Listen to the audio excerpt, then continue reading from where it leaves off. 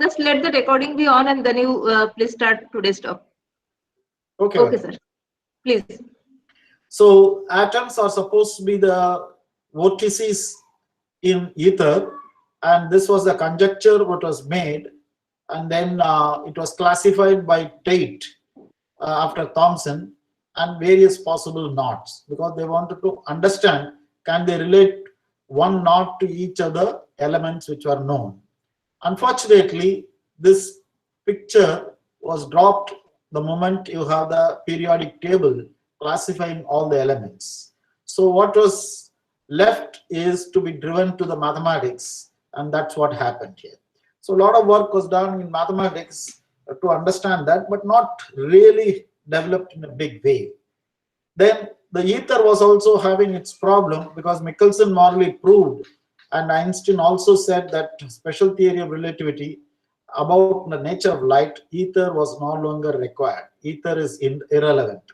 So that is the problem with ether also. So the whole idea of vortices in ether to describe elements which were known, atoms which were known, was completely dropped. So this is basically the thing.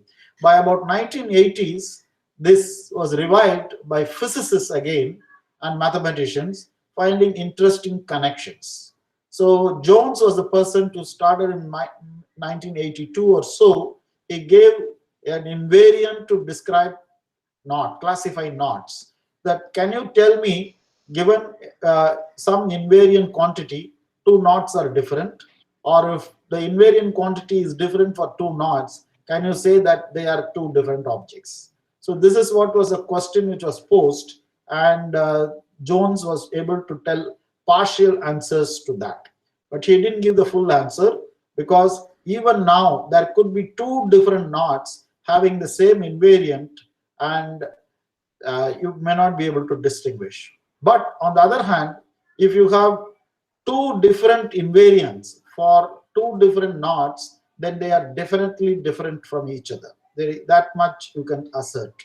So this was the work of Jones, which was again taken up by physicist Ed Witten, who actually brought out the connection between field theory, quantum field theory, and the knots which are there. So my two talks were to explain these connections, and I will tell some briefly about the various links which are there. So the brief link is about understanding Chern-Simons theory and knots. So I will try to give some example how the topology plays a role.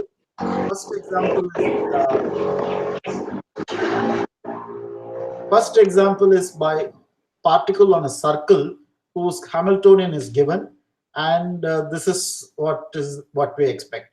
We expect the particle, the wave function to be single valued. That is what we were told, but it is actually a unnecessary restriction. We can actually have wave function to be multi-valued, but the probability amplitude to be single valued. So this is the possibility which you, if you are on a circle, can have. When you come back after traveling one full circle, you can pick up a phase. So it depends on how many times you go around the circle. That will depend on e to the power I n theta. Every time it will pick up another extra phase. So this is what you have here, and the solution for this is given. Schrodinger equation is exactly given in 3. So Adri wanted some questions. I don't know, she wanted probably multiple choice questions, but you can try to solve this equation and get the solution. If you can write down the solution, it will be a nice exercise for you. So the energy levels are En is equal to n plus theta by 2 pi whole square. Now this is very interesting. It is earlier we thought all the energy levels are n square, but it is no longer true, and it was actually shifted by n plus theta by 2 pi whole square. Now the addition can be incorporated by the introduction of a total different time derivative, which is equation 4 in the Lagrangian itself, theta phi dot by 2 pi. Now we would have said that theta phi dot is a total derivative, so it will not contribute to the equations of motion, which is true. But even though it doesn't contribute to the equation of motion, it affects the physics. It determines the value of that theta.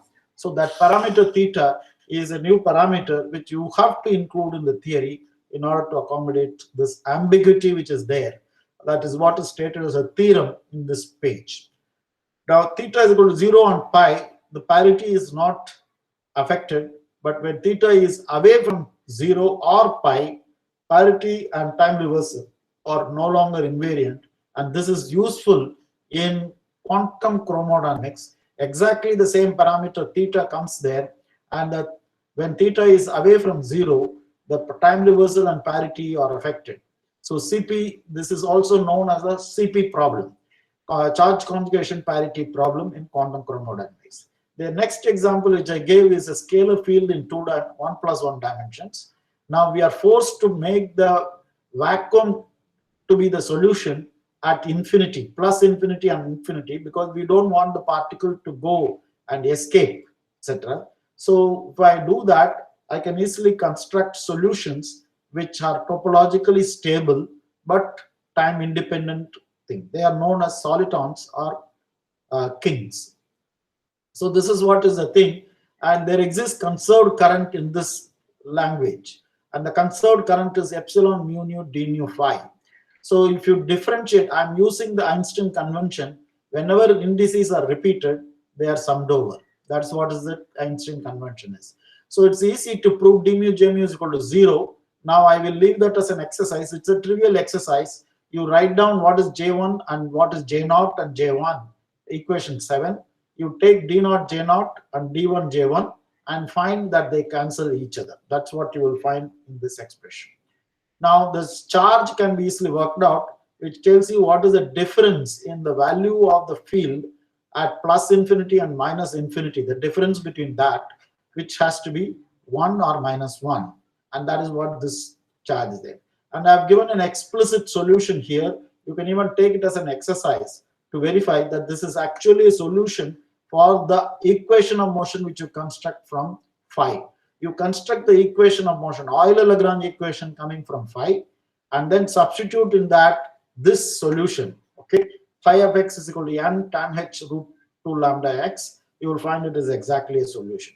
You can even find the energy density by substituting in this expression 6, and then you will find that to be secant power 4 root 2 lambda x. You can even plot the two functions. One is tan hx, which is minus 1 at minus infinity and plus 1 at plus infinity, and the Hamiltonian is secant power h 4 hx. So secant h power 4x, and that is what the second graph is. So this is another example, O3 nonlinear sigma model, which is useful in ferromagnetism. It is not a toy model. It is actually used in ferromagnetism. So that's why I wanted to tell that it involves three fields, phi1 square, phi2 square, phi3 square, and it is equal to 1. This is like a spin system. You have a spin at every lattice point. Jx square plus jy square plus jz square is equal to constant is required, and that is this constant equation here. I have written down the action functional, which is for this 11, and again equation of motion can be derived, which is 12, and then you find topological configurations like the earlier case in the circle. How many times you go around the circle was being measured. Now it is actually how many times you wrap the sphere around by another sphere. That is a soliton number. It's easy to construct a topological conserved current as like earlier, which is what I have given in 13. Okay. Now, if you want to verify d mu j mu is equal to 0, you just differentiate this expression by d mu. You will have d mu phi I, d nu phi I, phi j, d rho phi k. It is actually like d mu phi dot d mu phi dot cross d rho k, d rho phi k, and it is 0 because it is the determinant of the matrix d mu phi I. So the determinant of the matrix d mu phi I is equal to 0 is what is playing the role, and the charge is also exactly given by how many times one sphere is going around another sphere. So this is what is the thing. Now all these things are very crucial because there is no symmetry like Noether symmetry, which is responsible for the conserved quantities. So it is coming topological current and topological charge quantities, and that is why it is very useful. If it is symmetries of the Lagrangian, which is giving rise to conserved quantity, then by adding extra interactions, if you add extra interactions, you will violate the symmetry and the conserved quantity will no longer be a symmetry, the conserved quantity. But that cannot happen in topology because the topology is very rigid. That's why this kind of thing, even in quantum theory, will be very useful for something like quantum computation and other things which people are looking for choices. So this is basically the idea. Now the permutation group plays a role in identical particles in 3 dimensions, where you have the symmetry group is actually given by the permutation group. That is what equation 16 is there. Because the symmetry is identical and indistinguishable particles, you can exchange any 2 of them, you will get back the same configuration space. So that is why you have the statistics of particles in 3 and above as only bosons and fermions. There is no other choice for you. The other choices are non-abelian choices. We are not interested in that. We have only 2 choices, only bosons and fermions.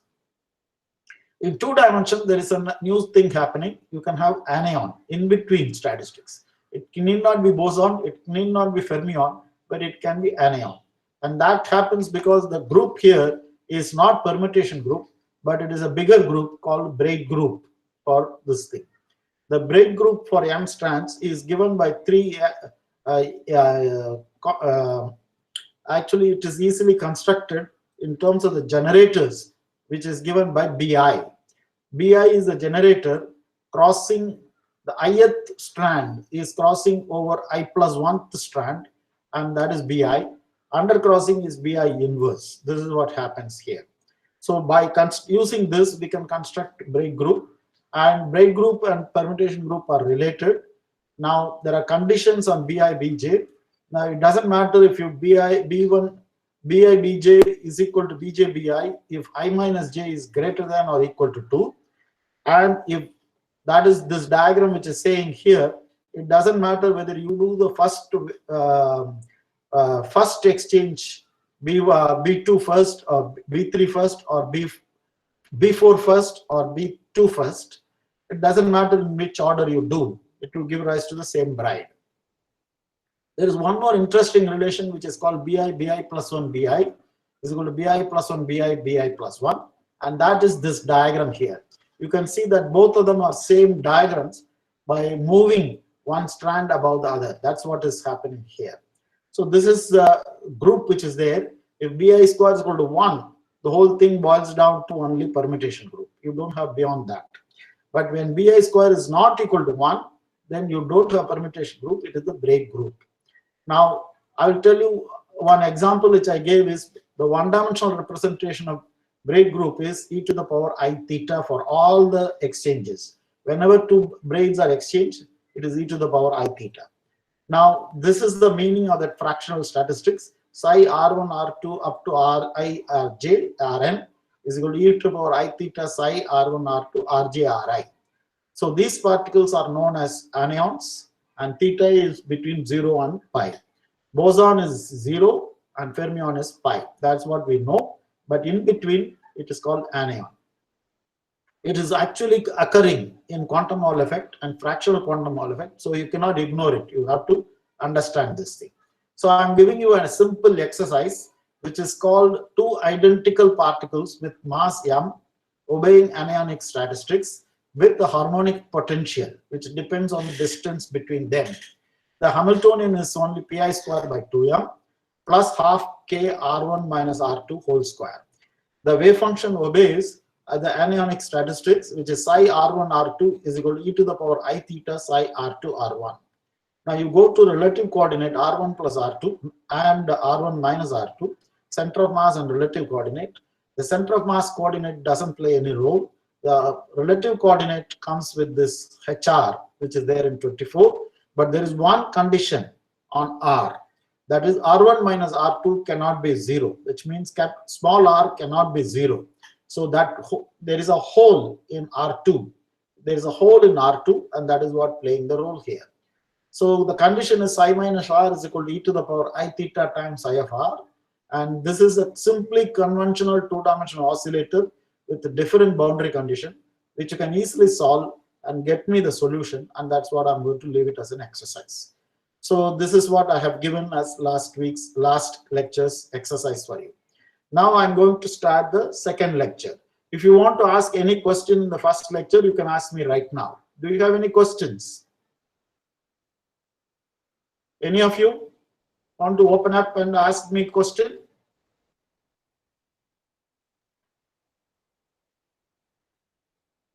Okay, I'm going to proceed with my lecture, which is about knots. Okay, so now I'm going to tell you the connection between braids and knots and how these things affect physics. That's what my second lecture's goal is.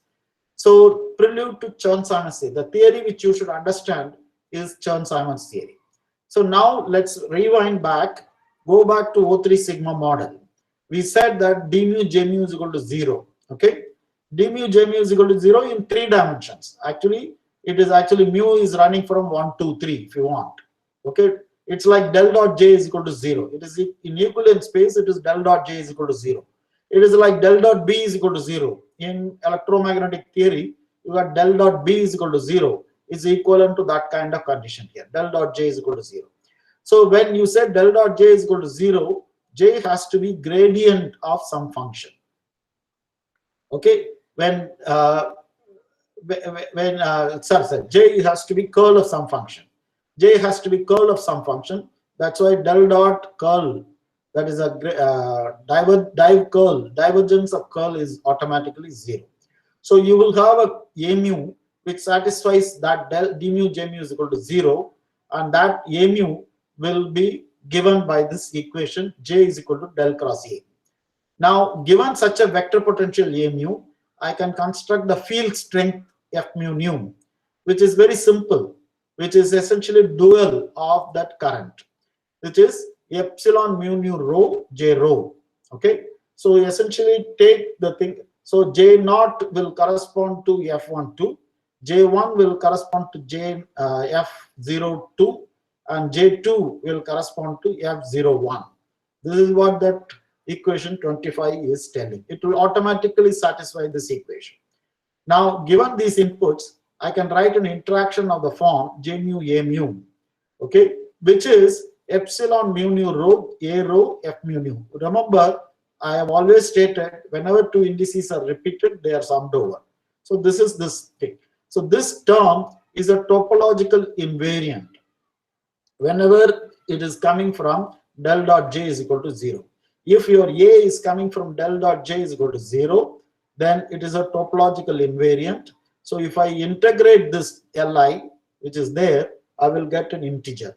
So this is what is giving rise to, there is a name for this invariant, which is called half invariant, and it gives spin to the soliton solution which I gave you earlier for the O3 sigma model. It also gives the anionic statistics for such solitons.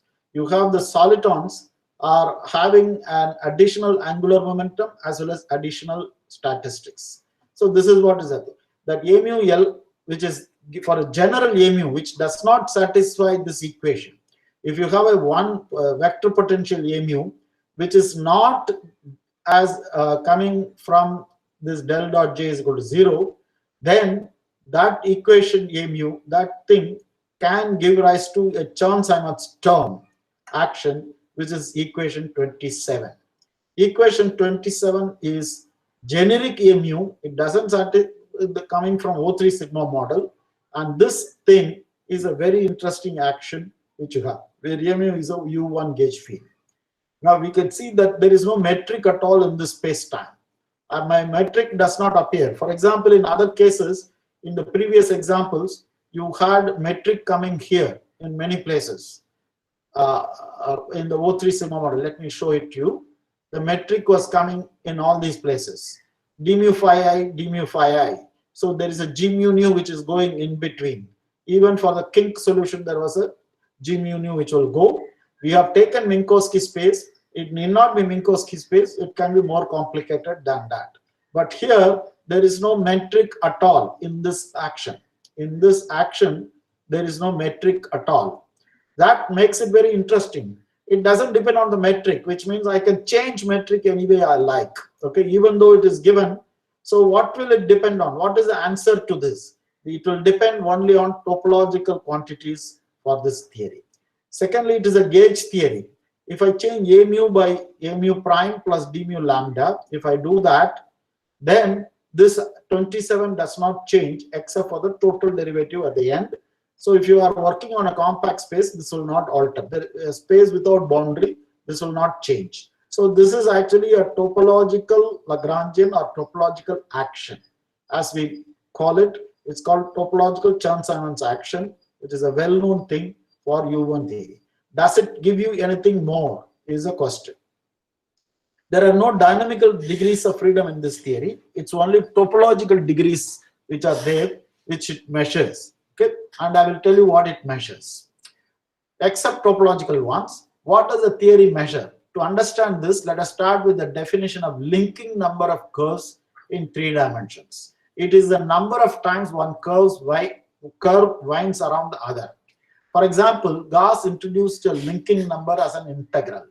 To compute it, what you should do is you take the 2-dimensional space or 3-dimensional space, you assign a color when 2 lines are crossing over each other, one above the other. You say that arrow is marked for the direction in which it is going. Then you say if the leftmost is, if you have the blue to red, overcrossing to red thing is an anti-clockwise rotation. If it is anti-clockwise rotation, it is plus. Okay, and if it is again red to blue anti-clockwise, it's overcrossing to undercrossing. Overcrossing to undercrossing is actually positive. Anti-clockwise is positive. Clockwise is negative. So that is the 4 places where I have explained here what is happening in this thing. If n1, n2 are the number of positive and negative signs for the 2 curves, you draw 2 curves, closed curves, find out, you fit 2 arrows in both the curves, then find out how many times it has overcrossing or undercrossing with positive sign and negative sign. The linking number is n1 minus n2. For an example, the left-hand side curve which you have is there are 2 plus and 2 negative. Okay, 2 plus and 2 negative. We don't have to worry about the central overcrossing, undercrossing, because it is for the same knot. So we don't worry about it. We are worried about only the 2 different knots, which is 2 positive and 2 negative. So the linking number is 0 for that. For the second case, you have the diagram which is called half link. There are 2 curves, 2 circles interlinked. That is the rightmost diagram here. The rightmost diagram is 2 circles are interlinked. There is 1 positive and 1 negative, 1 positive and 1 negative. So what you are going to do is n1 minus n2 is actually 2. So linking number is 2 here, and also in the previous one it is 2. So that is what happens in this case. Okay. Now the linking number was written down by Gauss in a very, very interesting way, and that is to do with electromagnetic theory, which we started with. It is simply Maxwell's theory, but what he did was, if you have 2 curves, C1 and C2, you have the 2 curves are given by R of t and R small r of t, then R minus R vectors divided by R minus R whole cube dot dr cross dr. You treat it as a line integral or circular integral, loop integral over the 2 curves which are there. If you work it out, then that will give me the linking number. It is actually related to, if you have the 2 curves which are like half link which you have, if you are thinking of them as a solenoid, you think of them as a solenoid joined together. A solenoid is actually a cylinder. You join both ends of the cylinder, then you have a loop, you have a circle. The magnetic field is going inside that. Outside there is no magnetic field. And then you can ask the question, what is the linking number of a charge which is going inside the 2 loops which are there? Well, how does it affect it? What is the phase factor which will come there? That is what is that equation, and that is what there. How do we get this from Chern-Simons theory is the question. What is Chern-Simons theory to do with that? For that, let me consider the action which I wrote earlier. This is the action I wrote earlier. 27 is the action which I wrote. I have introduced two source terms. J mu, A mu is the source term which I have added, and I'm going to do some computation with that. What I'm going to do is the equation of motion for this equation, for this action 30 is very simple to work out for A mu. It is del cross A is equal to 2 pi by k j, where k is a constant which is multiplying that term in the integrand. And del square A is equal to minus 2 pi by k del cross j. So the solution for this equation, if this is the right hand side is the source, it is like del square E or del square phi is equal to source, right? Del square phi is equal to some rho. If you know the rho, you can find out this vector potential, the scalar potential. The same thing you can do for the vector potential also. Ay is simply given by del cross j by y minus x. It is a solution for that equation which you have here. So what I'm going to do is I'm going to consider two curves, C1 and C2, and the two curves are delta function sources. So I'm going to have a source which is delta r minus C1 and delta r minus C2. X at that source there is infinite flux is going, and outside it is 0. You can even, if you don't want that, you can actually regulate it by having a tube around C1, by having another tube around C2, and the flux is fixed. It's like regulating a delta function. Now you can ask the question, what is the functional integral for this, which is Z, which is actually dA integral e power minus e power is. If you do that equation, if you do this thing like a regular quantum field theory calculation, you will find it to be exactly given by the Gauss's linking integral in the phase factor. It is the phase factor which comes there with the 2 pi I by k. So this is the thing. Hence, the Chern-Simons theory simply counts the linking number which is for the particles. So what is the connection between braids and knots is the next question.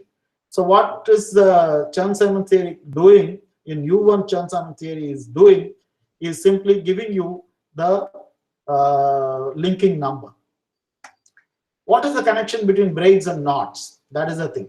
That connection comes from a very, very beautiful result in mathematics, which was done by Alexander and later by various other mathematics people. What they did was the closure of a braid. What we do is we take the top and bottom and join them. So in the diagram which I have given here, there are two strands going above and thing. A braid, three braids are 3 times it goes, and it stays as a braid. Now I have taken the top two end points which are there and joined them with the corresponding points at the bottom. Okay, I have joined with the corresponding points at the bottom. This is nothing but the trefoil thing. So what was given by Alexander was, in order to arrive at any knot, what you have to do is take the braid and close it. The closure is the corresponding points of the top thing rod should be joined with the corresponding points at the bottom rod. So the theorem is all knots and links can be obtained by the closure of a braid. So if you know braid, you know all knots. If you know all the braids, you know all the knots and links. That's what is the thing. So this is actually a trefoil. How did I obtain this trefoil? I have closed a braid which is called B1. I have done it 3 times. B1, B1 square, B2, B1 cube is there, and then I have closed it, and that's how I got the trefoil knot.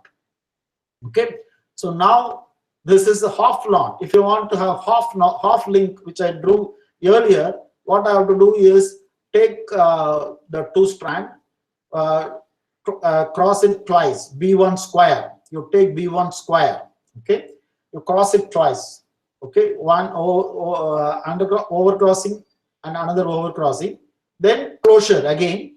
If you do the closure, you will get half link, which is on the right hand side of the diagram. There is another knot which is called, for your reference, figure of 8 knot, and because it looks like 8 drawn, and that can be easily closed, obtained by B2 B1 inverse, B2 B1 inverse. And you can see that I have written that here. B2 is the second strand and third strand are overcrossed first, and then followed by B1 inverse, which is the first strand and second strand is going underneath, and again B2 and another B1 inverse. So if you do this braid, you get a braid element which is called B2 B1 inverse, B2 B1 inverse. You close it is the second diagram which is there. There are three diagrams in the second bottom.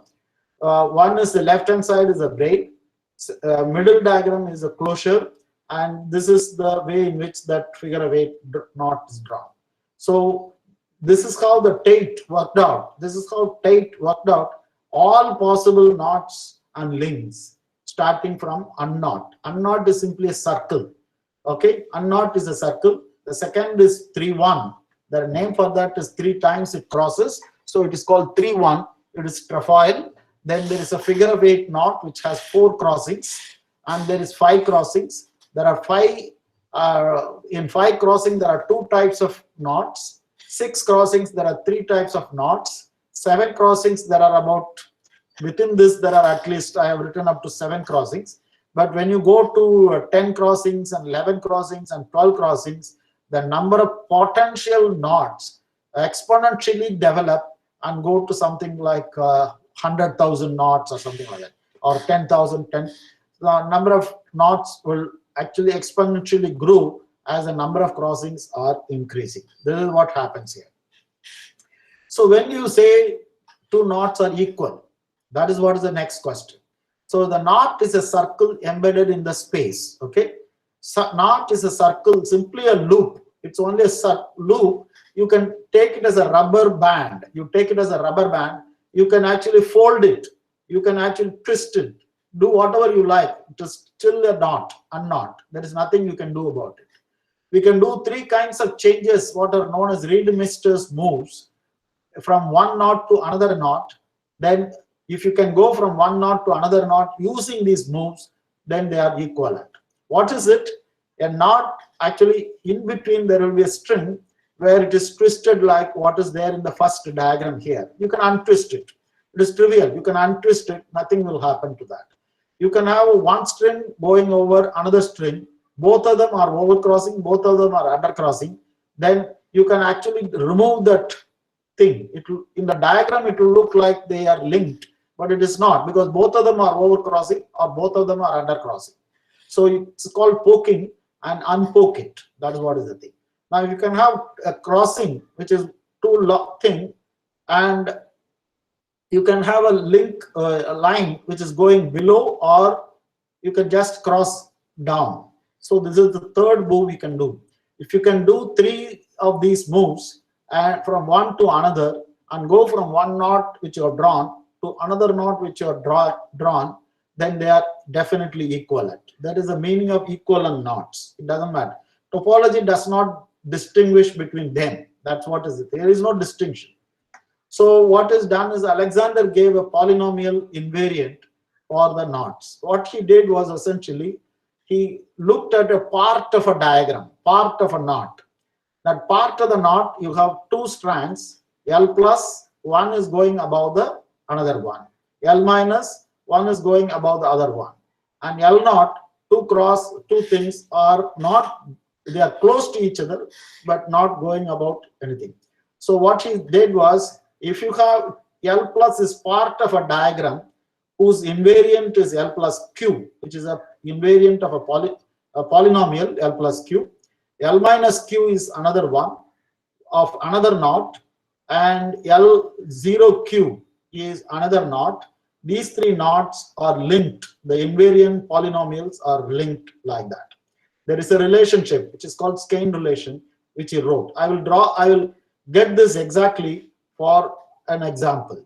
And for unknot, this is only a normalization. L of Q unknot is equal to 1.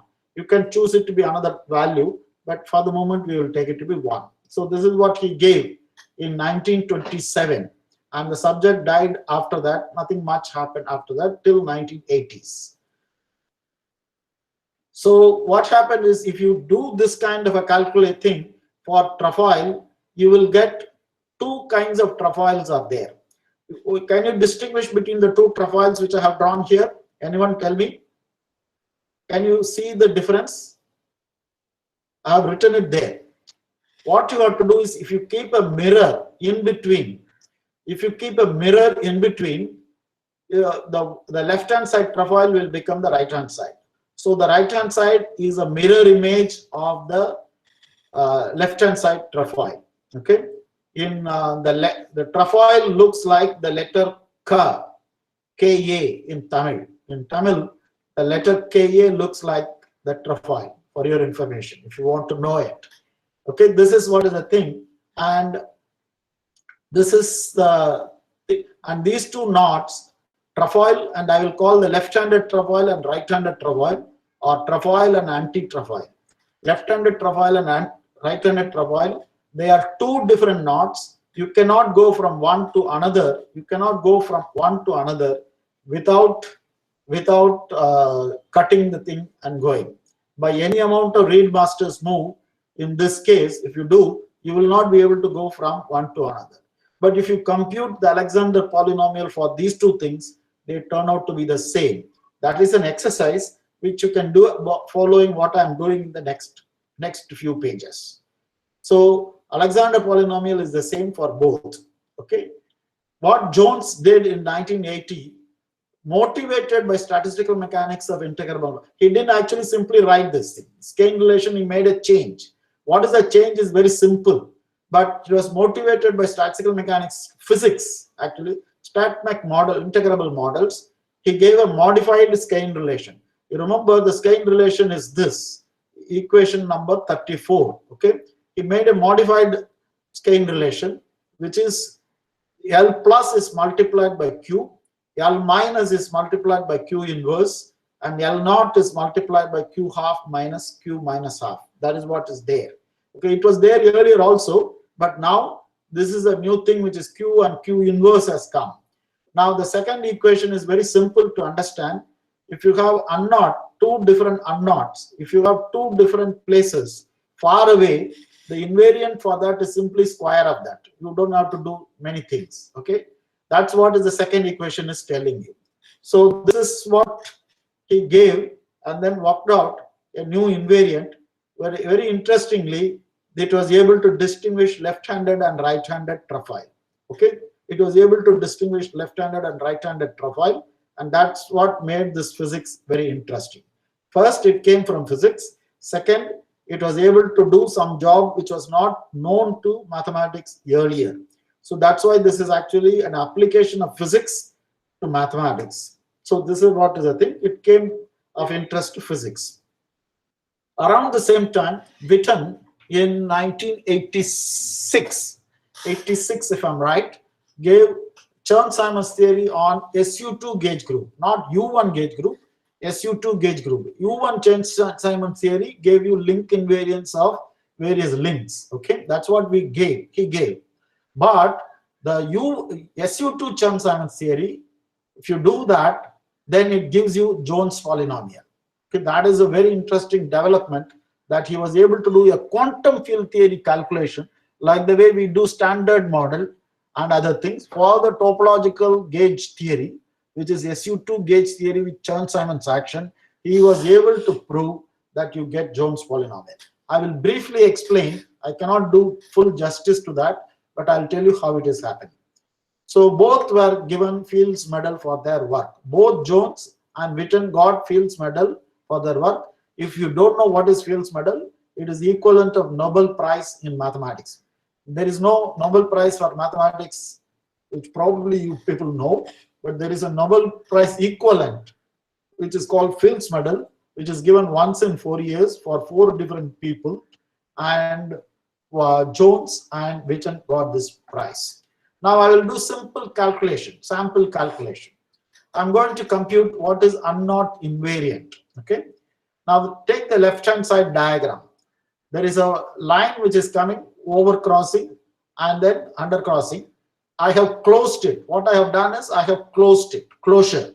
That I have taken the 2 points which is on the top and joined with the bottom points. So this is what is this diagram is supposed to do. Here L plus, L minus, I have L plus, there are two strands are there. I join the top and bottom. L minus, I join the top and bottom. L naught, I join the top and bottom. Then you get this thing here. Okay, L plus, when you join, you get the leftmost knot. When L minus is joined, you get the middle knot, and L naught is there. When you join, you get the last one. Now, if you look at the diagram, you can easily see that L plus, when it is joined, it is simply a circle, a twisted circle. You take a rubber band, twist it once. Okay, that is what is the thing here. What about the second diagram? It is again simply a knot, rubber band twisted in the opposite way. There is nothing much of a difference. Both are unknots. So the invariant for them is simply V of U. Okay, that's what I have written. V of U, V of U. But I have to multiply Q times V of U and Q inverse times V of U, because these two diagrams are for different cases. Now the last one has to be multiplied by Q half minus Q minus half. But what happens is there are two knots. It is not one knot. You can see that there are two rubber bands on the right hand side. V of Q whole square. That's what V of U whole square. Okay. I told you that if you have two different knots separated from each other, not linked at all, the invariant for that is square of this thing. That's what is the thing. So now what is it I have to do? I can cancel that V of U on both sides. You will be left with the V of U on the right hand side. Okay, right hand side V of U will be there. Left hand side you will have Q minus Q inverse. Okay, so what you have is V of U is equal to Q minus Q inverse divided by Q half minus Q minus half, which is equal to Q half plus Q minus half. So this is what the thing. There is a way notation in which we all use it, and I will tell you it is coming from quantum groups, which some of you might have learnt by now, and that is what is called Q number 2. It is Q number 2. That is the last thing which I have introduced in equation 36. So you can ask the question, what is the Q number? Q number n is n Q number is Q to the power n by 2 minus Q power minus n by 2 divided by Q half minus Q minus half. That is what is the last thing which is there. Now if you substitute n is equal to 2, you will have Q power n by 2, it will become Q power Q itself, because n by 2 is 1. And Q power minus 1 will come, because Q power minus n by 2 is Q power minus 1. So that is what the equation 36 second thing, which is there, Q minus Q inverse in the numerator, divided by Q half minus Q minus half, and that is what is Q half plus Q minus half, and that is what Q number 2. It is very interesting that this Q number comes again and again in all the quantum group calculations, and it is very simple to understand what is this thing if you know a little bit of quantum group theory.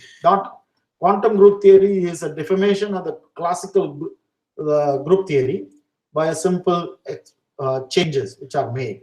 I hope you have learned some of these things, right? I think Fedele Lizzi talked about quantum groups of this type, SU2Q. Did he talk about it? Hello?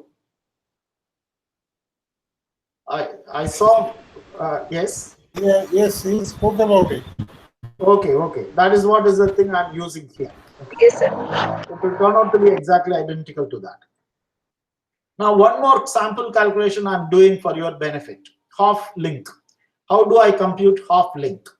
I told you half link is obtained by closure of two braids. Okay, two braids. But only thing is you should cross it twice, B1 square or B1 inverse square. Doesn't matter which one you do. Okay, so that is what the left hand side of the diagram which you have. Closure of B1 square. You can see that it is exactly half link. It is two circles interlinked. It is nothing but two circles interlinked. Now I'm going to do this procedure which was given here. I will show it to you. This is the thing which is there. L plus L minus L0. Okay, that's what you should look at. So L plus L minus L0 is what I did for this unknot, and I'm going to do it for half. So when I do that, the second diagram simply becomes, I change the overcrossing at the bottom to undercrossing. That's what I have done. Overcrossing to the undercrossing. That's what I have done in the second diagram.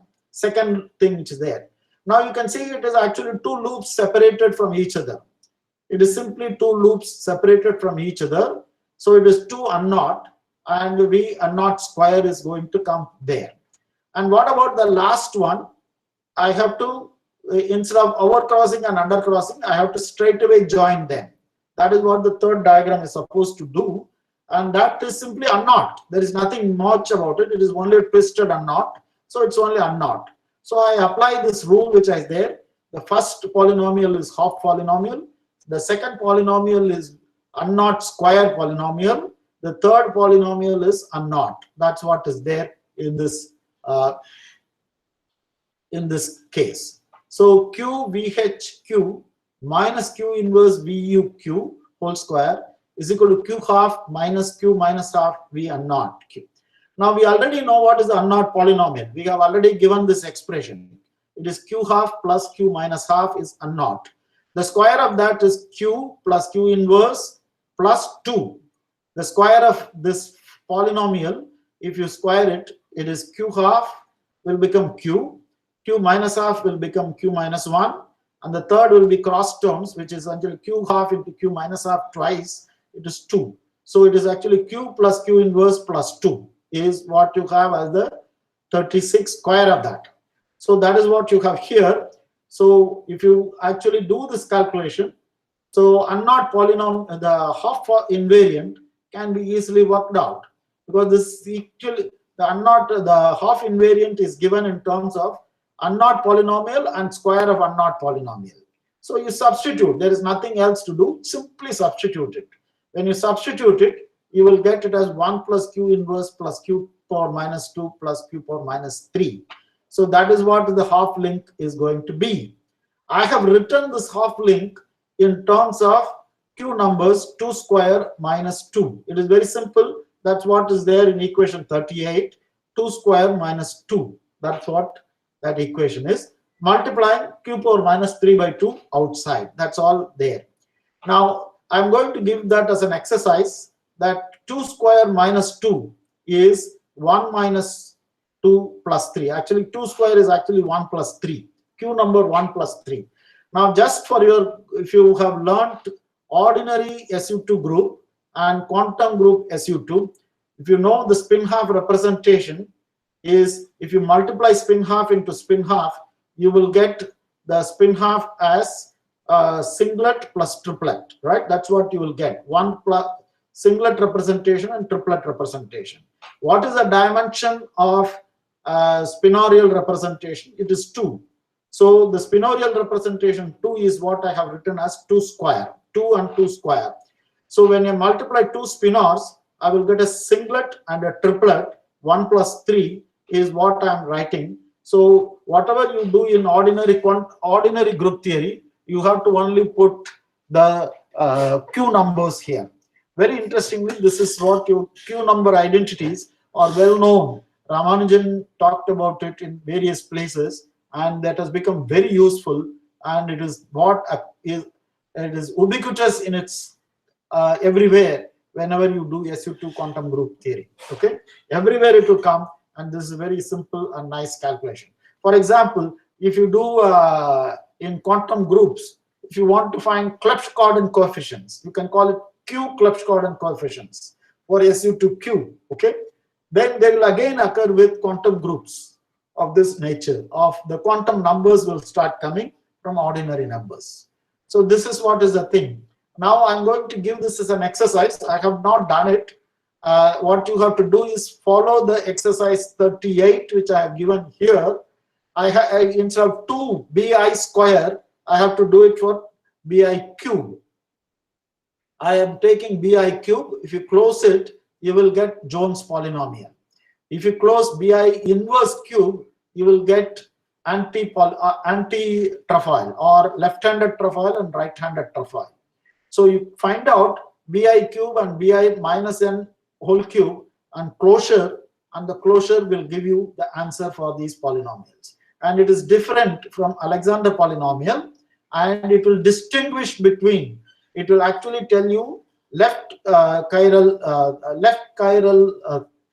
trefoil is different from right chiral trefoil, or trefoil and anti-trefoil are different.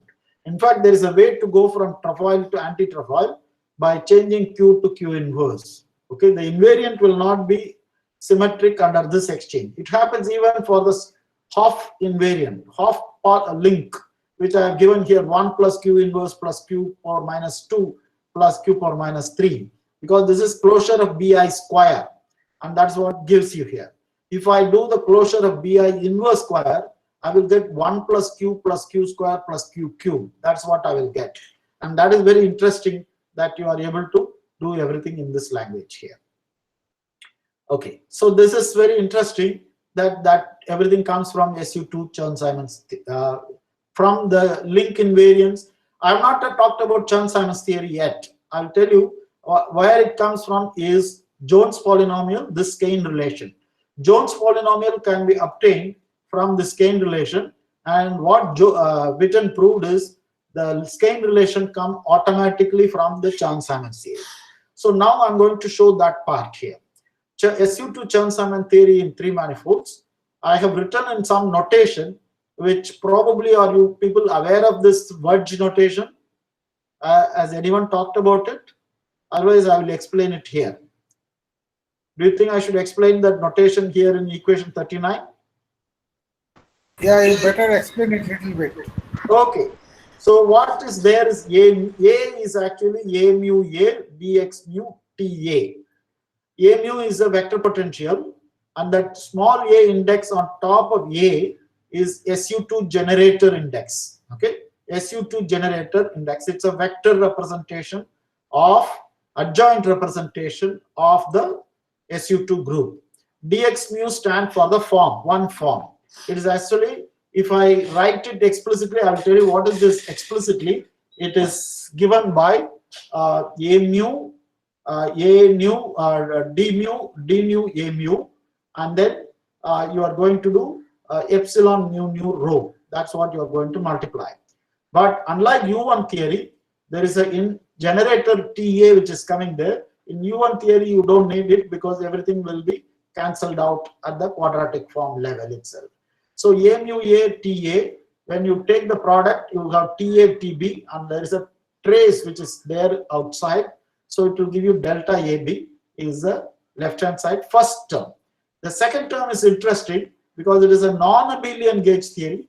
A non-abelian gauge theory, I understand you might have learnt about it when somebody talked about it in standard model SU3, SU2, U1 gauge theories. So the non-abelian gauge theory and A wedge, which is the second term, actually stand for epsilon mu nu rho, A nu, A rho. Along with A mu, you should put a A index, B index, C index. There are 3 of them. And there is a epsilon ABC will come, which is the structure constant for SU2. And there is a TA, or you can have it as TA, TB, TC. And automatically the structure constant will come because you have commutators. So this is that action which is there. So this action explicitly is Chern-Simons action for SU2, and as I told you, it does not depend on the metric, so you can do it in any curved space also without any problem. And typically people do consider S3, 3-dimensional sphere, or S3 is what is considered here, and which is simply given by x1 square plus x2 square plus x3 square plus x4 square is equal to 1. If you take 4 variables, R4, and then sum of squares is equal to 1, will give you S3, and that is the manifold which is taken here for this example. So this is what is the action is. And the crucial thing is that factor K in front of it.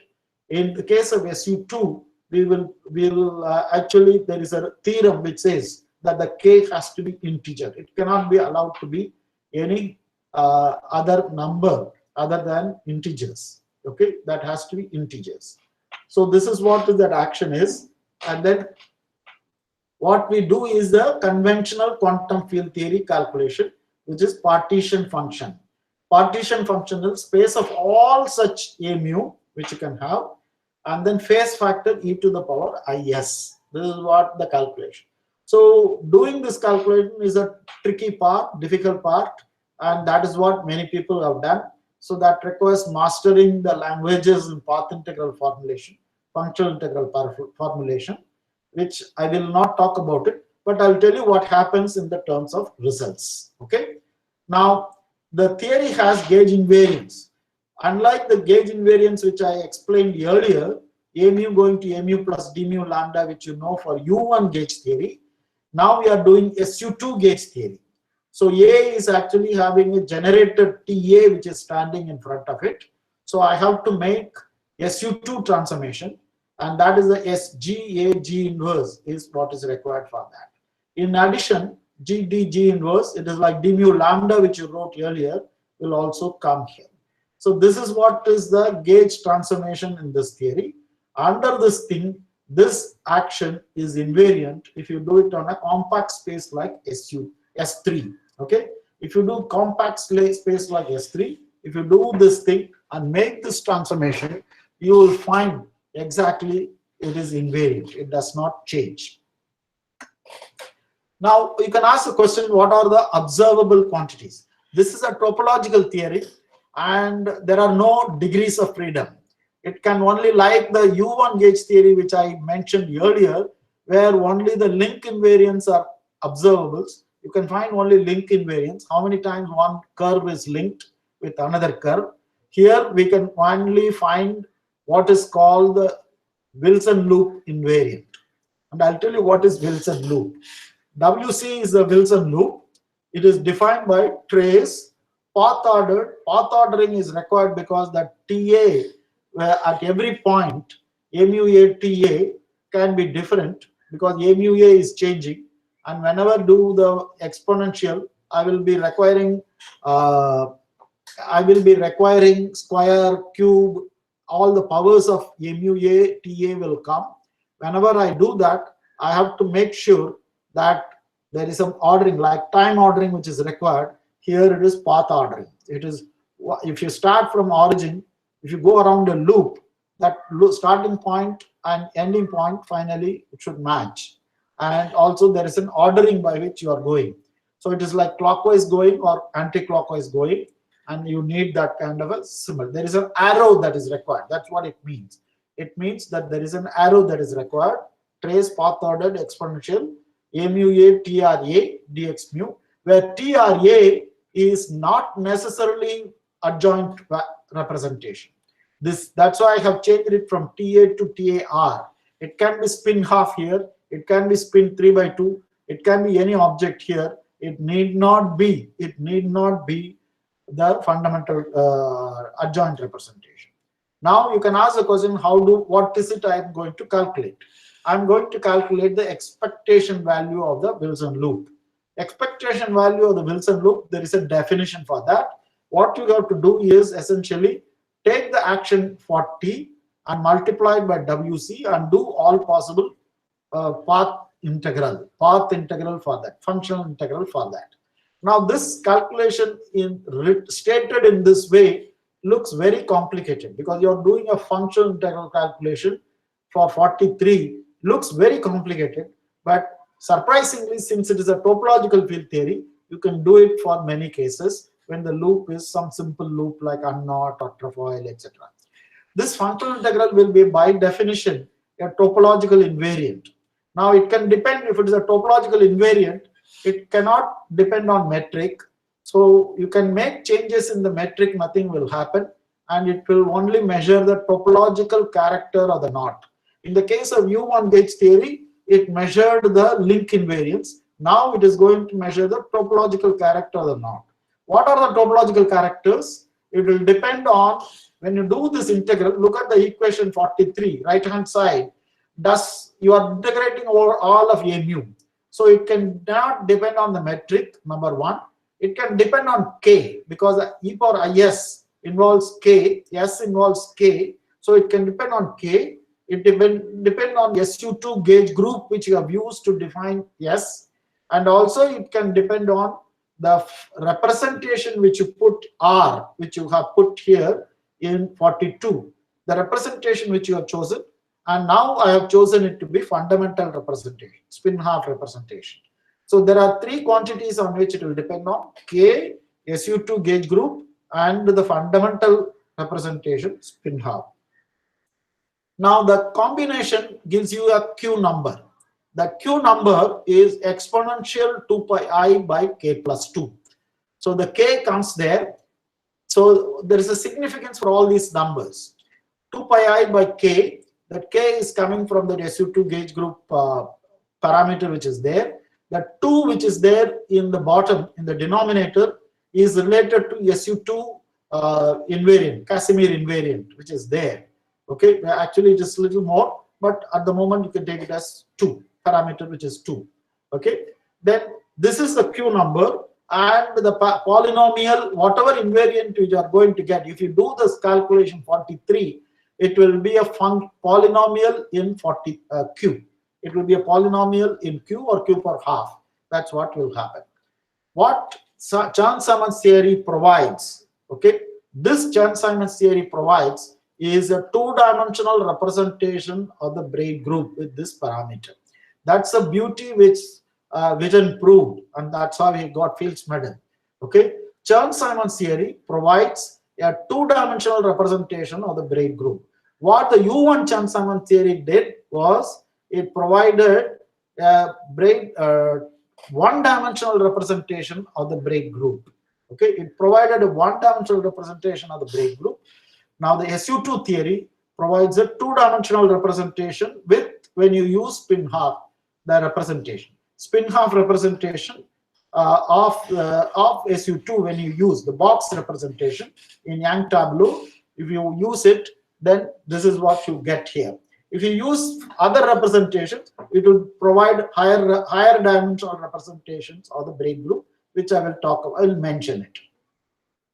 The braid matrix, I told you B1 and B2. For example, there are two braids. Supposing two strands or three strands, let me take this.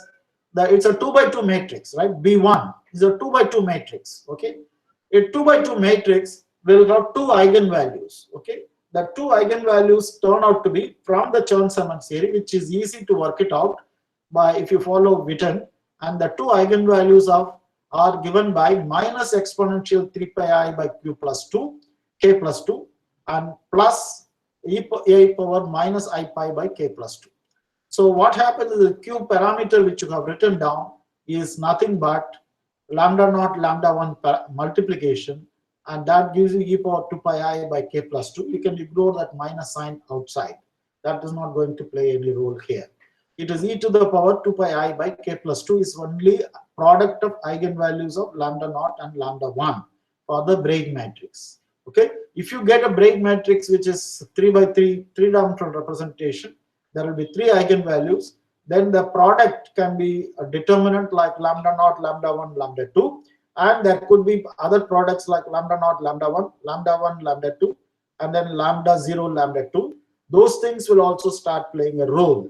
For the moment, only this is there. For a 2 by 2 matrix, what you need is only the determinant and trace. This will determine uniquely the character of that matrix. Okay, it is amazing that quantum physics is now being applied to developing mathematics. We are doing quantum field theory. Whatever you did for standard model is what you are doing here. There is no difference, absolutely no difference, and it is doing mathematics for you now.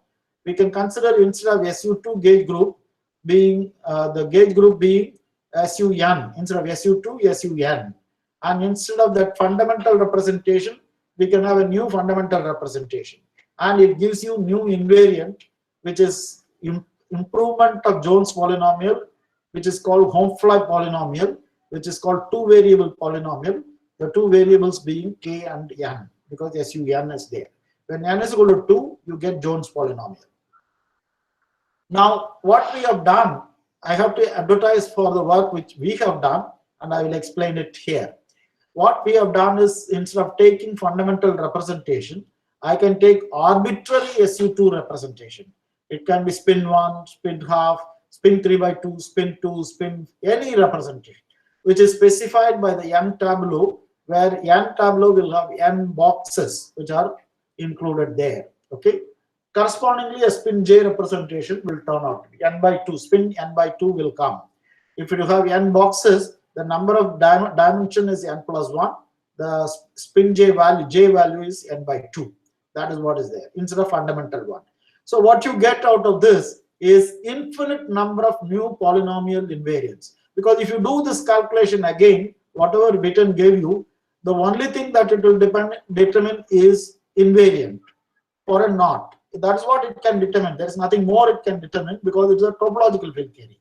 There is no metric at all in these theories. What we have done is arbitrary spin representation, and this work was done in early 90s by myself, Ramesh Kaul, and P. Ramadevi, who is there in Bombay IIT right now. So these are we actually did several pieces of work starting from SU2 arbitrary representation. We generalized it to arbitrary representations in SUN, and there are some complications which happen for arbitrary SUN representation, and that is very interesting by that. By that, we could even develop new invariants which were not known before. The new invariants were not known to either Witten or Jones or many other people who have done mathematics work, and that became, at least it helped us to develop it to quite a bit. Okay. So how are the integral models linked to this? That's what is the next question.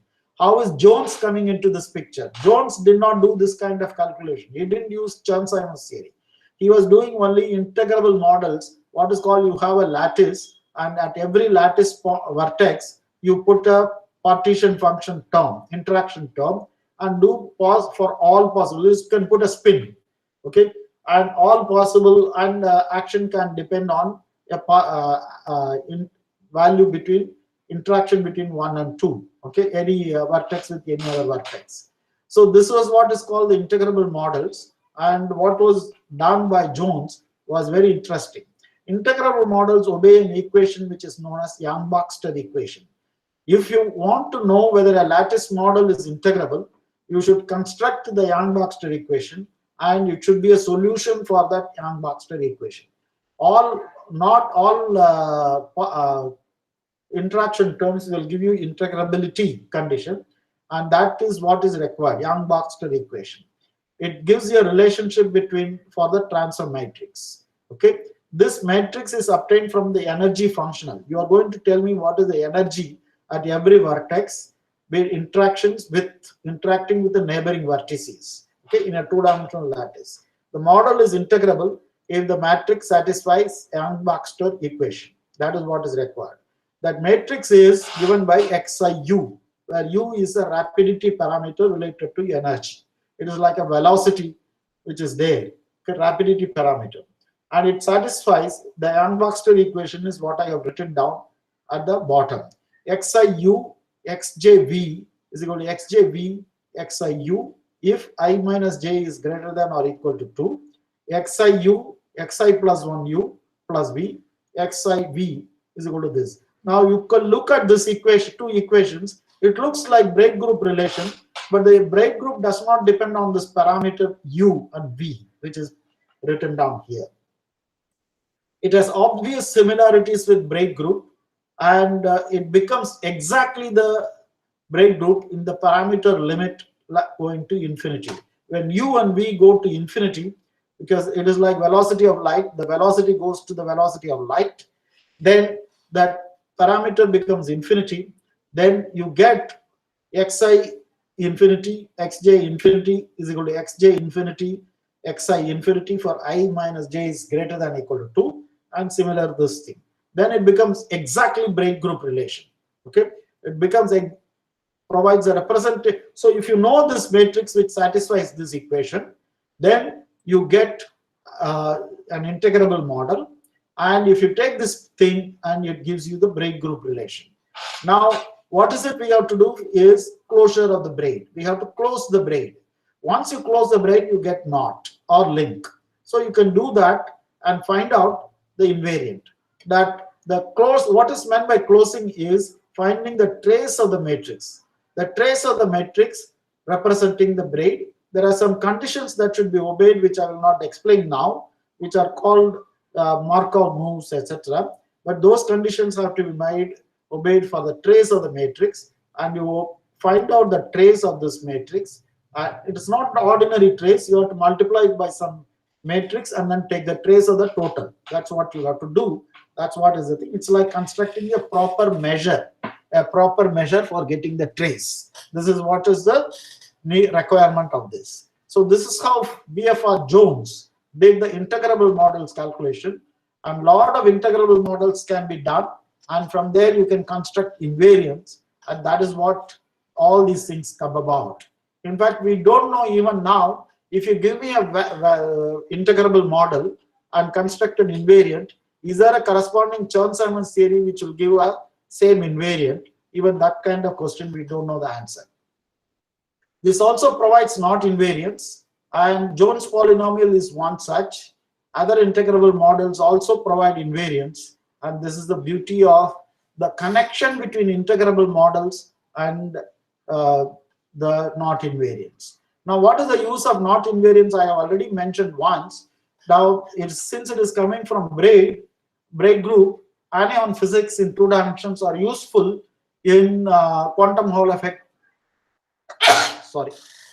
or fractional quantum Hall effect, or because of the stability of this thing, it will not alter, the invariance will not change. It will be very useful in quantum computation. If you want to consider a quantum computing process which are involved, it should have topological invariance like this. If you have ordinary thing, what is entangled thing may not be entangled if you introduce an interaction here, but something entangled here will turn out to be entangled always, and you will find it to be very useful. That is why this polynomial, there is a lot of connections between the braid groups, knot invariance, and also entanglement issues in quantum field theories and quantum mechanics, which is very, very useful in further studies. And that is one of the things which I'm trying to look at in some of my calculations. Okay, so now to wind up, what we saw is the topological homotopic group like pi naught of q, pi 1 of q, pi 2 of q play a very important role in quantum physics. Statistics of particle emerges from permutation group symmetry of identical and indistinguishable particles in dimension t greater than 3 or equal to 3. In 2 dimensions, we have the braid group whose representations are important in low dimensional quantum physics like quantum Hall effect.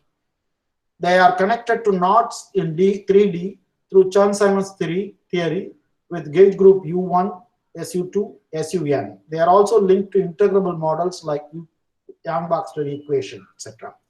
Now, these theories are related to gravity theories in 3 dimensions. 3-dimensional gravity is also a topological field theory. It is also related to Chern-Simons theory, and it is also related to that. Now, the usefulness of the knots and braids and other things are much more than it has expanded to a large extent, and even the issues of instead of being talked about atoms and molecules in terms of knots, people can now talk about elementary particles through knots. Okay, elementary particles through knots in ether, if it is meaningful or not.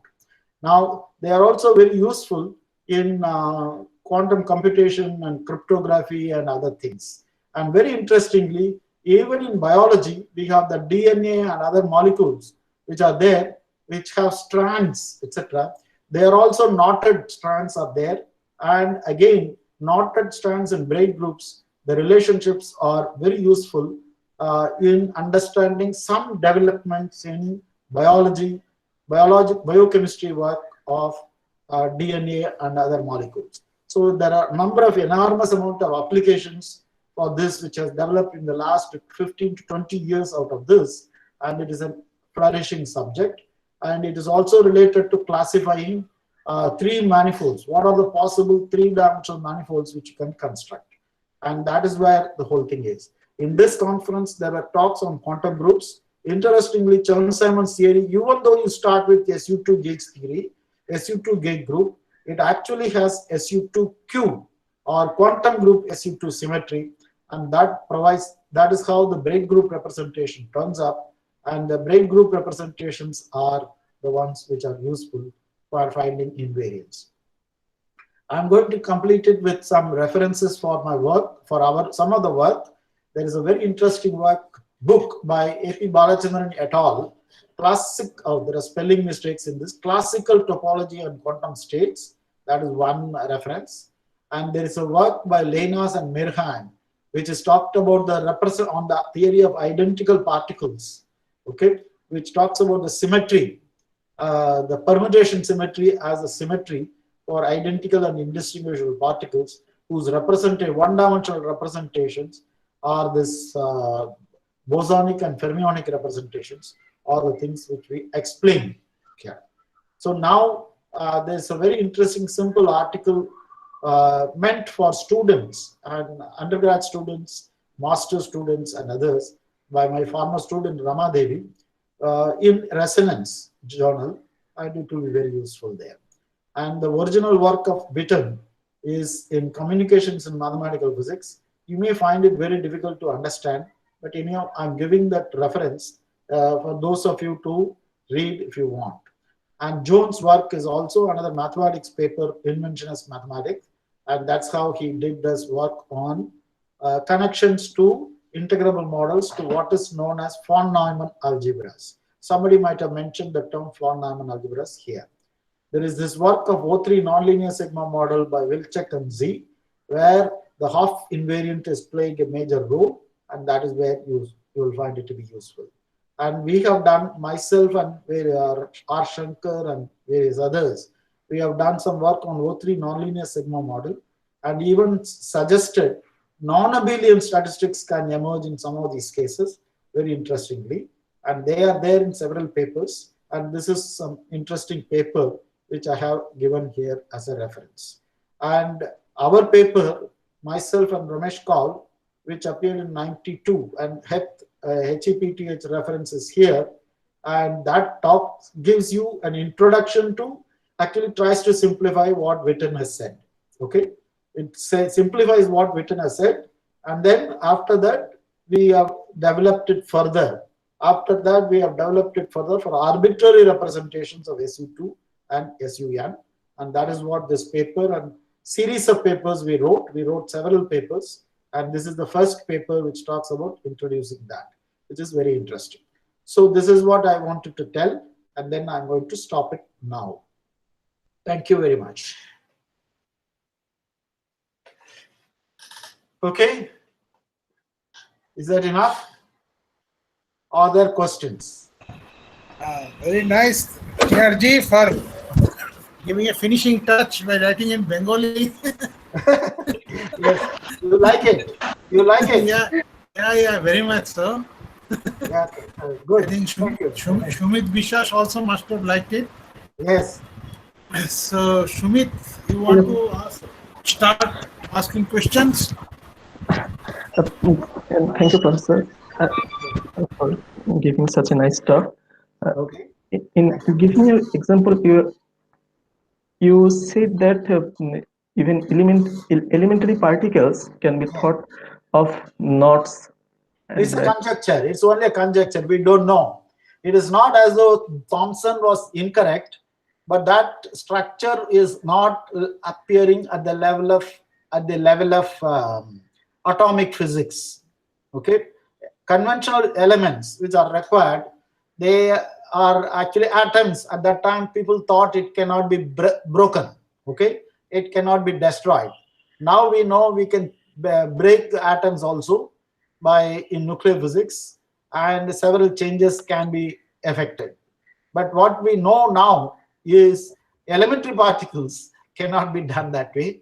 So we can probably think of it as much thing, and it might be maybe thought of as some kind of structures which are emerging from here. I don't know. It's a very very loose conjecture, but before that we can use it for the physics which we know in knots and other things are useful in gravity, quantum gravity structures, where there could be interesting applications to black holes and other things, which is much more tractable and workable. but working on this conjecture will be a very, it may become waste to develop it further. But people have suggested it. It's not me. Many people have suggested it. Oh, okay. And Okay. Professor, one more thing. In the Wilson loop, Yes. it is path dependent, right? It is, even though it is path dependent, it depends only on the topological invariant, topological nature of the path loop. Because what you are doing integral, I'll show you.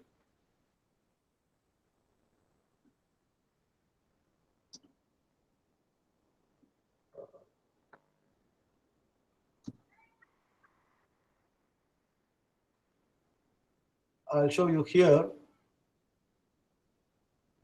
Okay, this is what we are working out. The Wilson loop is equation 42. That's a definition of the thing. We are finding expectation value for that. After the expectation value, which means you are integrating over all possible a mu with this expectation value, what it will depend on. Since the whole theory is topological, it can depend only on the topological nature of the knot given by the parameters which are there in this theory. There are only two parameters in this theory. One is K, which is there in the action, which is there in equation 39, and the loop, which is there, which is topological thing, whether it is a unknot, whether it's a half knot, whether it is a profile or other things. And it will depend on which is the gauge group which you have used. Okay, the gauge group which you have used is SU2, and the representation which goes in equation 42. Okay, these are the only things that it depends on, and the integral has to be only a function of these things, and that's what gives you the invariant. The most interesting thing is, does it give you classify all possible knots? That is a question which you can ask. Now we have given infinite number of invariants, not one. Yes, What yes. Jones gave was only one. We have actually given infinite number depending on the representation which you are putting in TAR. We have also given infinite number because we can change the group from SU3 to SU2 to SUN. So infinite number of invariants can be given, and you can ask a question: can we classify all possible knots? You can ask the question: if the invariant is same, is it possible two knots having the same invariant? Okay, answer is it is still possible. We cannot classify all knots using this. Now there is a fundamental question which is unanswered here. Is there a knot which will have the invariant which is same as unknot? Okay, that question is still unanswered question. It's unsolved problem in knot theory, in the mathematics question of knot theory. So that's what I wanted to tell. Okay. Okay, Professor. So, in my A field, I mean, it is gauge invariant, right?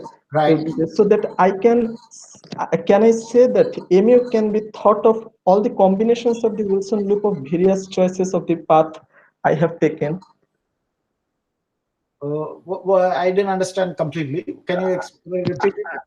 I mean, in the mu can we thought mu as the combinations of Wilson loops for various choices of the path we have taken. No. I mean, well, actually, so let me go back. Stokes' law and mu dx mu. If I convert it to surface integral, then can I thought it Yes.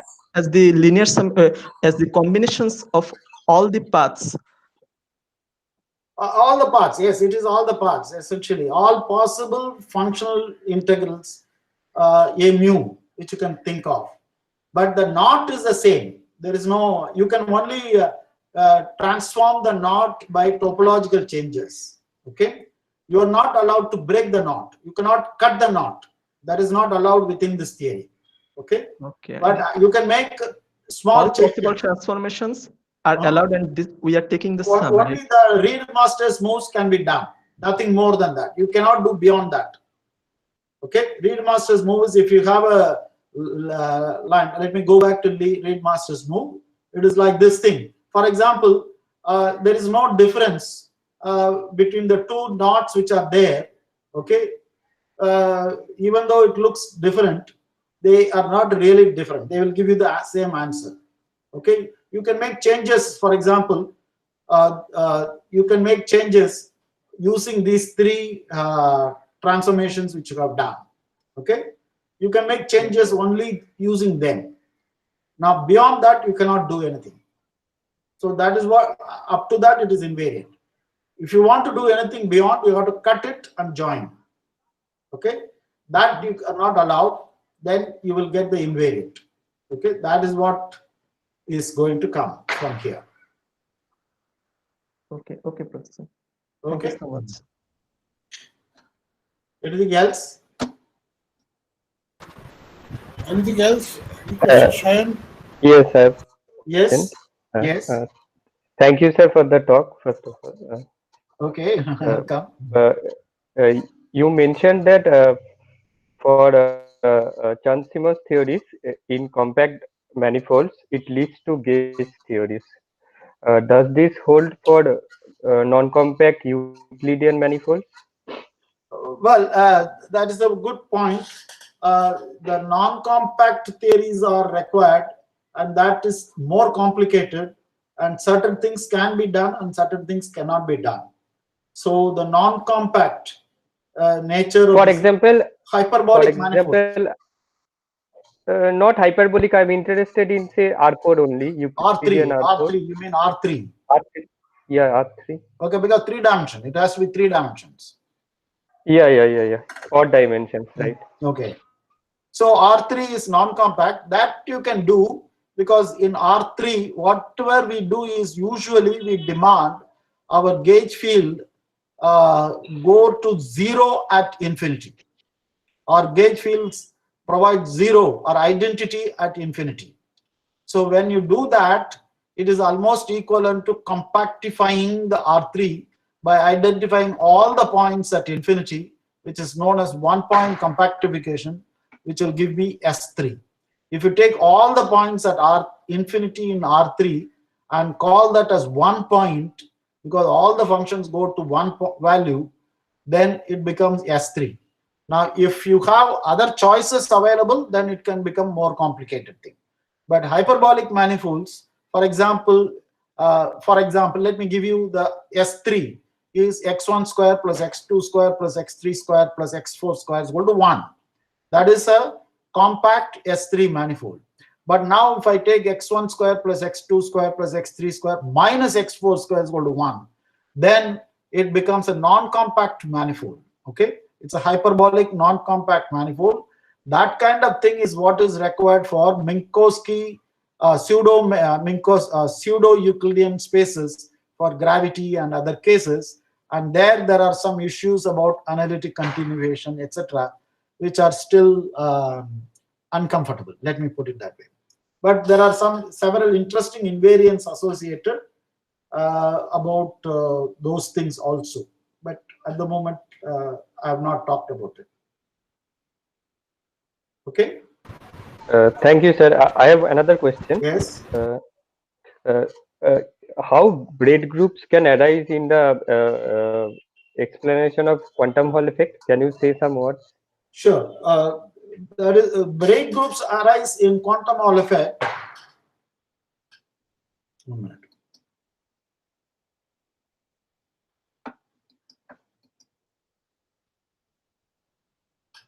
Okay, braid. Let me go back to my 2-dimensional examples which I had.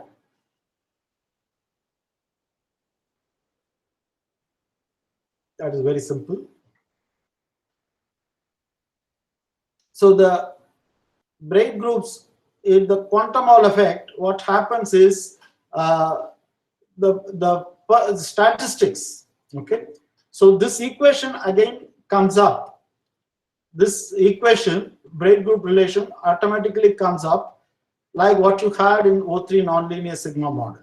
Okay, so this exercise which I have given you for anion can be thought of as that theta is coming from a Chern-Simons potential, and that is what is giving rise to the change in statistics. Okay, so you can think of this anion coming from a gauge field which is given by the Chern-Simons theory. So that is one way. Or the Okay, so there is some magnetic field in the system, right? yeah, there is an effective magnetic field in the theory. There is an effective magnetic field in the theory because there are holes in that. There are holes in the space, and that has effective magnetic field in the theory. In terms of the theta parameter. See, if you have a solenoid, okay, if you have solenoid, the magnetic field inside the solenoid is non-zero. Magnetic field outside the solenoid is 0. So if you take an electron to go around the solenoid far away, you go around and come back to the same point, you will pick up a phase depending on the magnetic flux through the solenoid inside that thing. Yeah. Aronoff bomb phase. Yeah, Aronoff bomb phase. That is what is playing the role in this examples. Aronoff bomb phase is a one. Thank you. Is there anything else?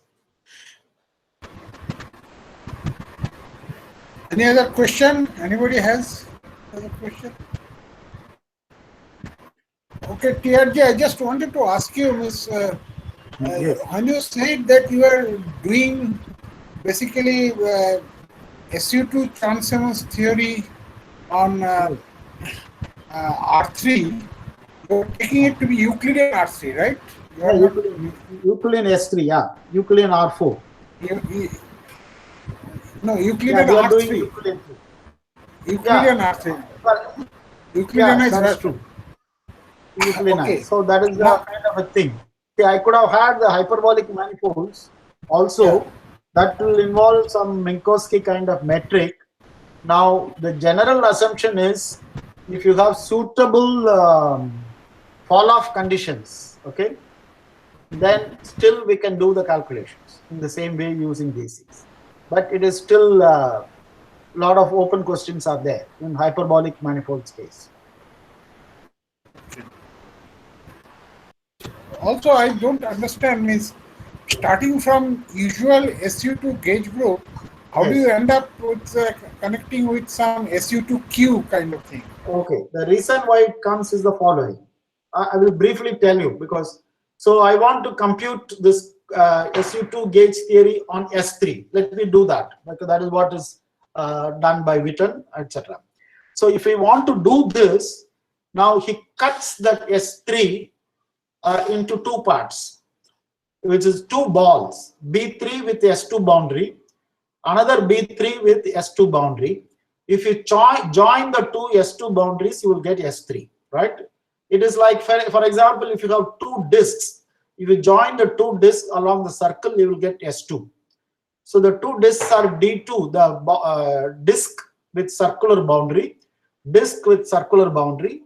You join the two boundaries, you get S2. Similarly, you can have S3, cut it into two parts. So you will have a ball, solid ball with S2 boundary, another solid ball with S2 boundary. If you join them together, you will get S3. That is how the topologically you will understand that. Now, if you compute this Chern-Simons theory on the ball, okay?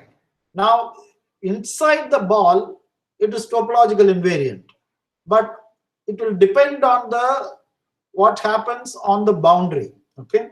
It will have what is the theory when you do the integral? It will become a functional. It will become a functional of the mu gauge field on the boundary.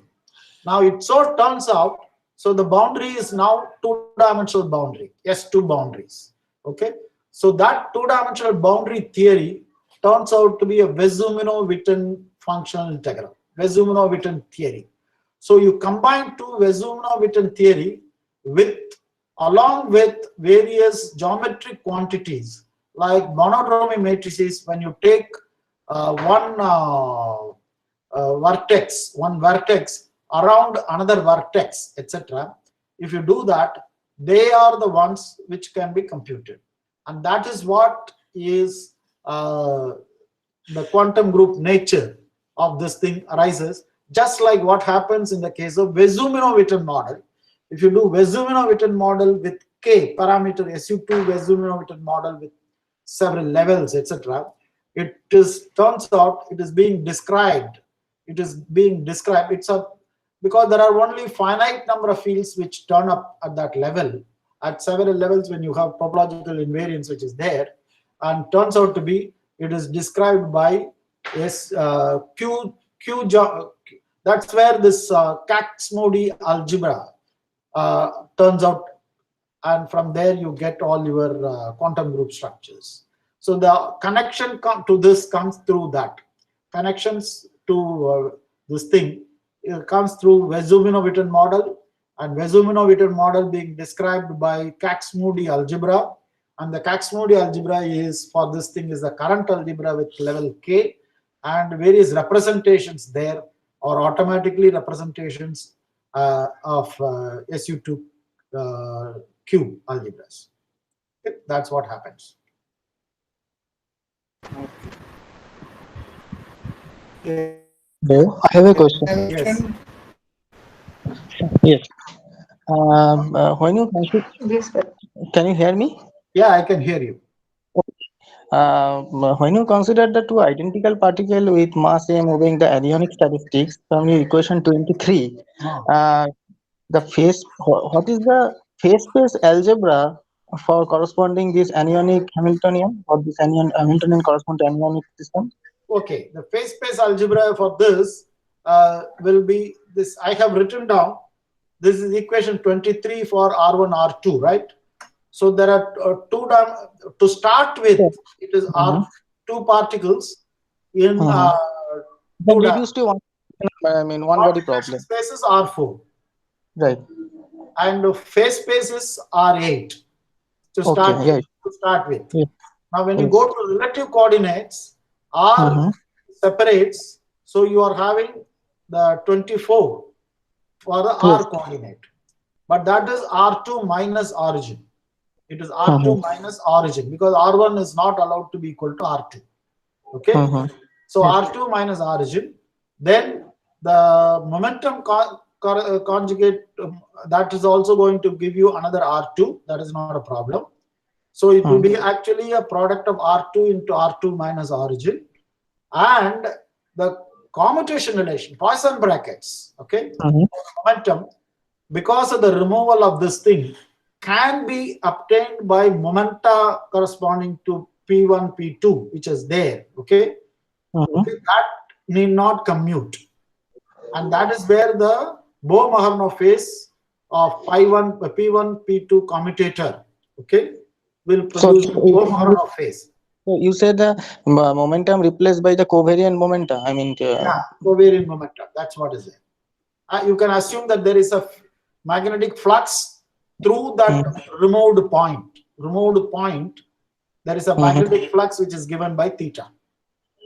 Okay. So you can even remove, for example, R2 minus a disk and allow magnetic field to go through that.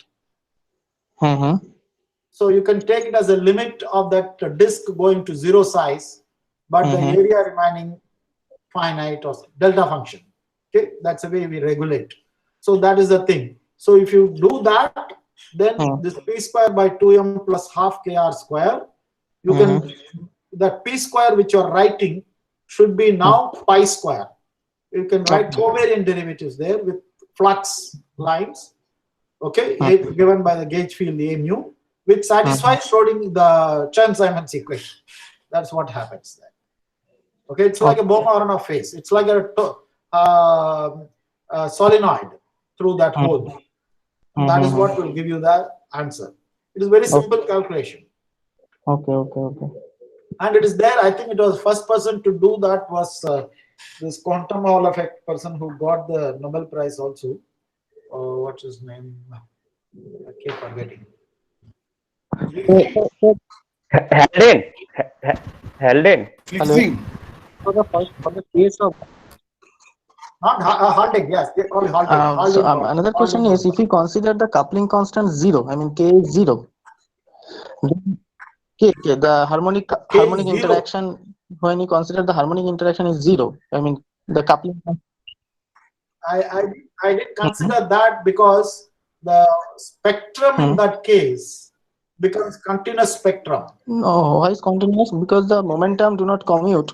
then the kinetic energy will be quantized.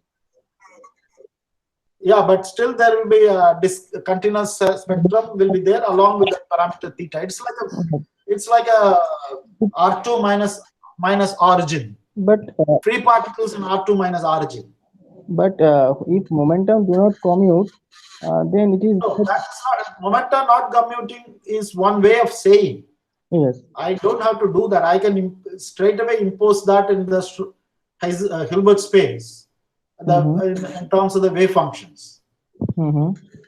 Okay, I can do that. So it is like R2 minus origin. That's the way I can take. And because it's non-compact space and no potential to like harmonic oscillator to keep the particles inside, the thing is it becomes a continuous spectrum. That is not a problem. But the theta parameter will also come into the picture. Okay. Actually, the quantum mechanics of circle, which I did in the last the exercise, will come here also. Okay. The circular. Sir, will there be not any Hall quantization? What is it? Hall quantization, because of that singularity that you are mentioning. So I can model that singularity as a solenoidal magnetic field, and then wouldn't there be any Hall quantization? So that will keep the Hall quantization issue will come if you want to consider interactions also. That is slightly more complicated, because Hall quantization is slightly more than simply this two-particle example which I have given here. There you have to introduce electromagnetic interaction with the external field. I have to introduce external fields interaction, right? The Hall conductivity comes because these electrons interact with another external field, a mu, or electric field, or magnetic field which is there. And that is where the Hall conductivity being quantized comes up. But this is, I don't have external field. Everything is internal now. I mean internal magnetic field, just like a effective magnetic field. Effective magnetic field, if you want to say that. Okay. You can consider that example also. That's how the anions turn up at the level of quantum Hall effect. The question you asked was, how does the anions come in the quantum Hall effect? Is because of that. Because now I can consider the n number of particles 22, not 2 particles. I can put external magnetic field. I can consider that as the field theory of large number of particles, and then consider the quantum Hall problem, okay, and try to solve that equation. Okay. But to the extent people have done with approximations like Lowland wave function, etc., that can be done. Okay. Okay.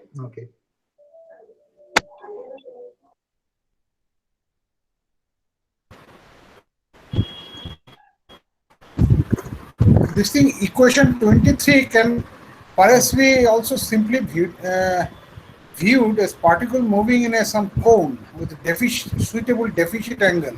Yeah, it is. It's like a cone. It is exactly like a cone with a deficit angle. At the vertex, there is some curvature singularity if you want. Yeah. But we have to remove that vertex, which I introduced by this parameter theta. It is like a cone.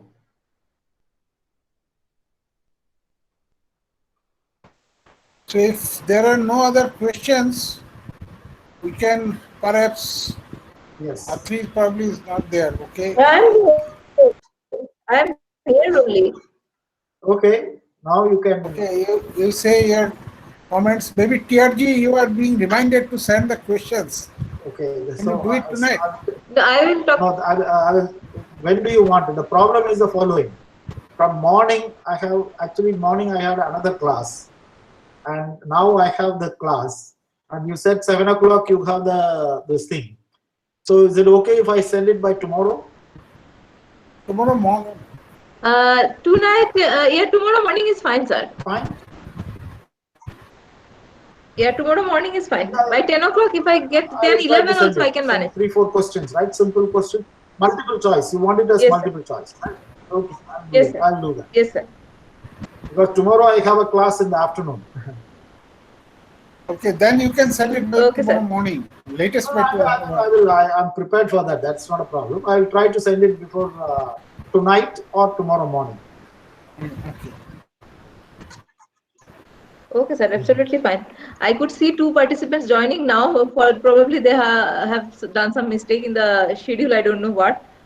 So actually, first let me thank Professor T.R. Govindarajan for his wonderful talks in Braids, Knots, and this area I never read. So personally, I came to know first time.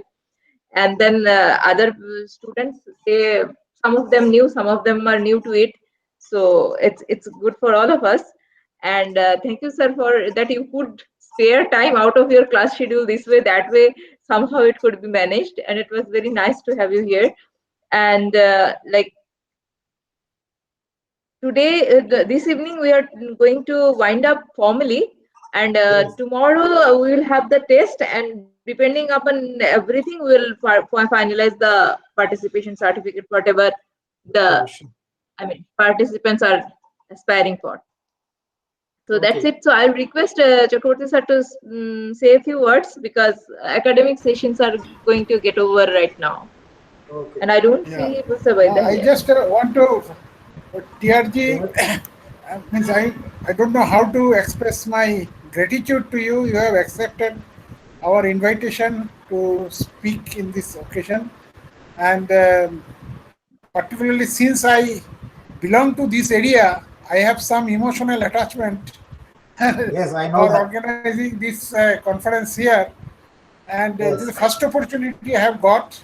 And again, for that, I thank Atri in turn, because she has asked me to become a joint coordinator of this thing. And I invited people like you and others, and everybody have readily agreed and to make it a great success. So tonight we are going to meet again at 7:30 for the concluding session. And for that, invitations have already been sent. So I hope you will join there again and Yes, sure. raise the occasion by your